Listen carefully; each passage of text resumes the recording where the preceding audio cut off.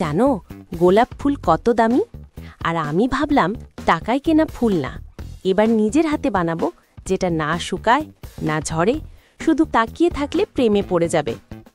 প্রথমে ধরলাম একখানা A4 কাগজ, ভাবছিলাম একটাতেই হবে, কিন্তু না, জীবনের মতো এটাকেও ভাজে ভাজে কেটে 6 টুকরো করতে হলো।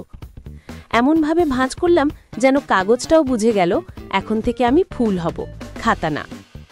প্রতিটা কাগজকে আবার মাঝ বরাবর ভাঁজ, তারপর 2 পাশ থেকে কোণা করে ভাঁজ, ঠিক যেন কাগজ যোগ ব্যায়াম করছে।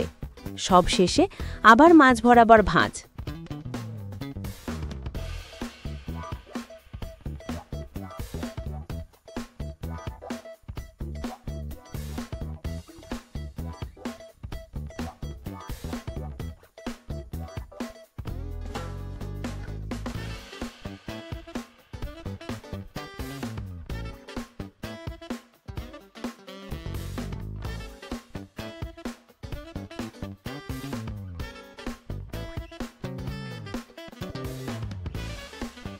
তারপর একসাথে লাগালাম, এইভাবে 6টা কাগজ।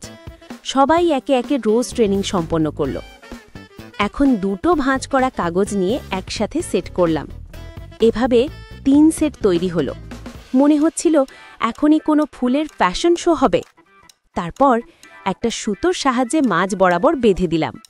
মনে হচ্ছিল যেন বলছে, আমাকে ছাড়লে আমি ঝরে যাব। এবার খুলে দিলাম পাপড়িগুলো।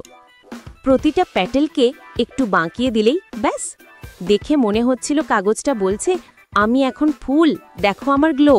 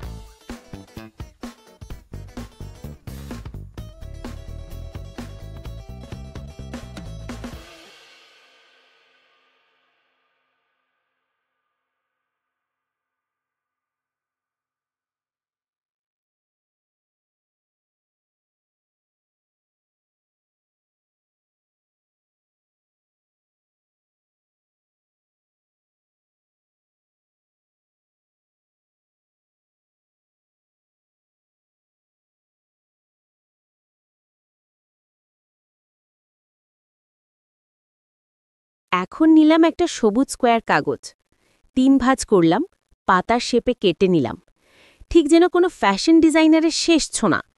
তারপর ফুলটাকে পাতার ওপর আঠা দিয়ে লাগালাম। আর দেখো, গোলাপ এমন সুন্দর হয়েছে যে পাশের আসল গোলাপও হিংসে করবে। তাই বলছি, গোলাপ কিনতে দোকানে যাওয়ার দরকার নেই, নিজের হাতেই বানাও, ফুলও খুশি, মানি ব্যাগও খুশি। কেমন লাগলো আমার কাগজে প্রেম?